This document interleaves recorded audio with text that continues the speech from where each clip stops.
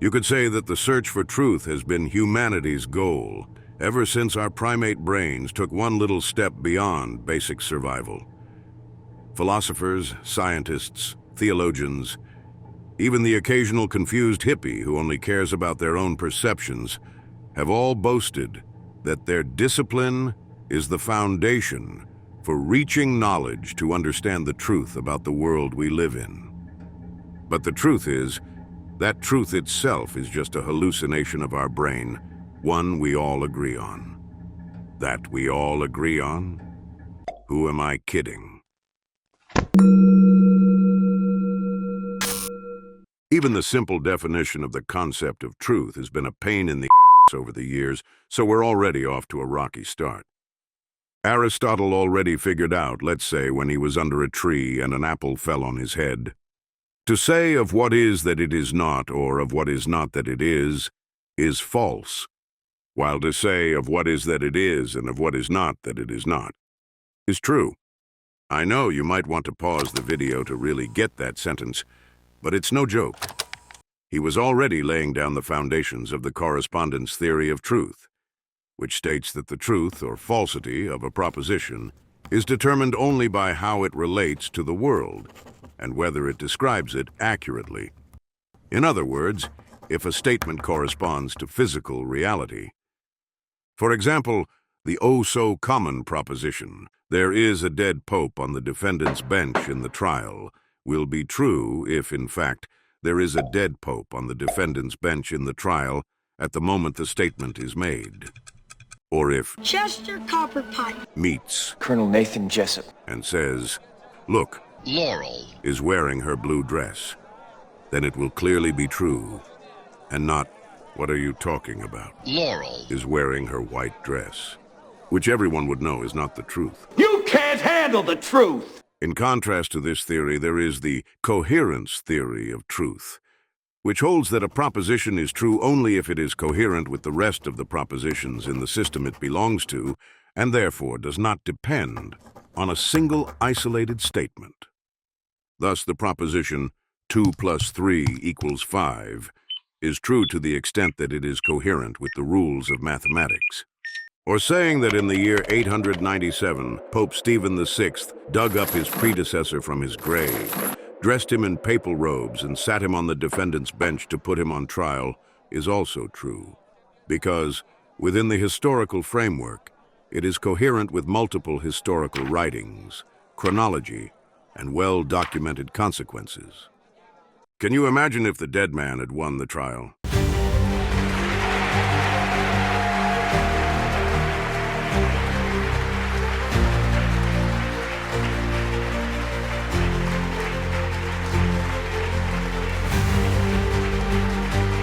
Not a chance. He was condemned to be burned at the stake. Finally, there are also pragmatic theories of truth, like the consensus theory, which holds that truth requires some prior procedure or agreement, or prior knowledge of rules, which might be agreed upon by a specific group without it actually existing in nature. These are the truths we just take for granted by mutual agreement. The kind of truth that would drive an alien visiting us completely insane, like country borders, traffic rules. Some more on you! That the words insurance company mean insurance company, in their respective languages, of course. Compagnie d'assurance. Compagnia assicurativa. Versicherungsgesellschaft. Or the laws of each territory. In Alabama, it's illegal to wear a fake mustache in church. You have the right to one phone call.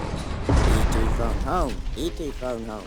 Now that we've seen that even theory already has different schools of thought, let's explore practice, which is about to get crazy. If the correspondence theory of truth says that truth is what describes the world accurately, then we have to talk about how we actually perceive the world. To begin with, you don't see with your eyes, you perceive with your mind, with your brain, which is literally locked in complete darkness inside your skull. Yes, it's connected to external sensors you've got here and there. But it's the brain, in total isolation from the outside world, that makes up its mind about the information it receives from those sensors. if the definition of hallucination is an experience involving the apparent perception of something not present, and it's your brain that is really not present, then you are literally hallucinating reality. And that is a problem. In the 17th century, the legend of the Flying Dutchman arose. Many ships of the time were terrified, claiming to have seen a ghost ship flying across the sky. What they logically couldn't know was that it's an optical effect called a fata morgana, by which, in moments when there is a layer of cold, very dense air clinging to the ground and a layer of warmer, less dense air just above it, light, passing through a column of air at different temperatures, creates an atmospheric duct that works like a refracting lens, making the light bend at an angle different from the Earth's curvature. It's called an upper mirage because the real object is below the illusion. The opposite of a lower mirage, where the real object is above. I mean, the typical thing where you think you see water on the asphalt on a hot day. The feeling of a little water, you know. It's not like in cartoons, where you also see a palm tree, a camel market, and a belly-dancing girl. Yes, but then the Flying Dutchman is real. Because truly, literally, they saw it with their own eyes and felt it with their emotions. Look, Cousin Rooster, here we go. Even if it coincides with the correspondence and consensus theories, they only saw a fantasy of their brain. Our brain is very unreliable. And do you know the spectrum of light that actually exists? All of this. From that, humans can only see this tiny piece here. The Wi-Fi you steal from your neighbor is light. Do you see it? No, so shut up. And the same goes for sound, right? This is the spectrum of possible sound waves through the air of Earth's atmosphere, of which we can only hear this part. Not to mention that as you get older, you lose the ability to perceive high frequencies. I don't care. I know what I see and feel. My perceptions teach me the real world, like the gentle touch of flowers when you run your hand over them, or the pleasant cold breeze at dawn. Dude, you've never touched anything in your life. Nothing. Ever. When you think you touch something, and this is very important, what's really happening is that the electrons of the atoms in your hand are repelling the electrons of the atoms in the flowers without ever touching, since both are negatively charged. That electromagnetic repulsion is what your brain interprets as touch.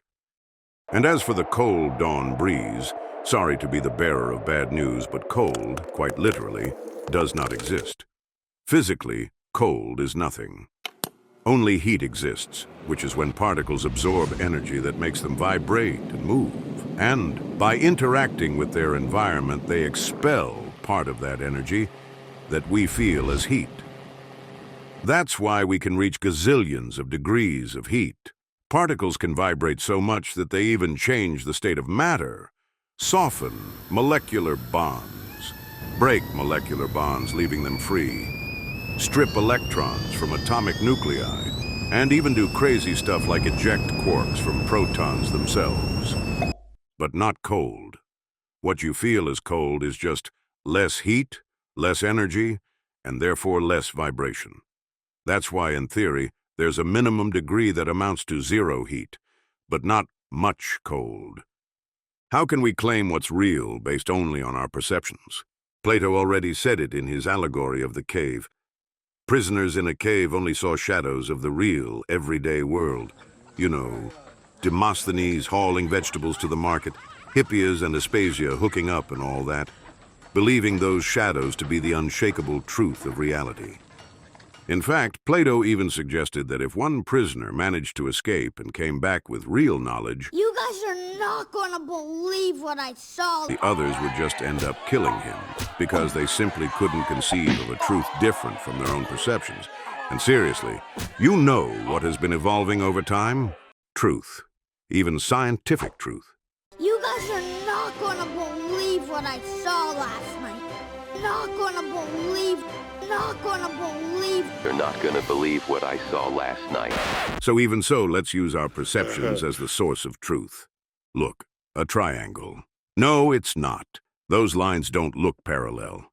Are those circles the same size? This rice looks so delicious. It must be the food coloring. Do you know how much synthetic dye changes the chemical composition of food? 0. It tastes the same with it as without it. Your sight fools your sense of taste. No, but the beauty of your sense... Shut up. We do the best we can. We try with theories, and we know we have to turn to science, because we can't trust ghost ships or the color of the dress of Laurel that we perceive. But still, all the information we receive is only through our brain locked away. And let's not kid ourselves. We're not the brightest light in the room. So when we fully believe something is true and want everyone else to believe it, it would be wise to ask first that truth is only a hallucination of our brain.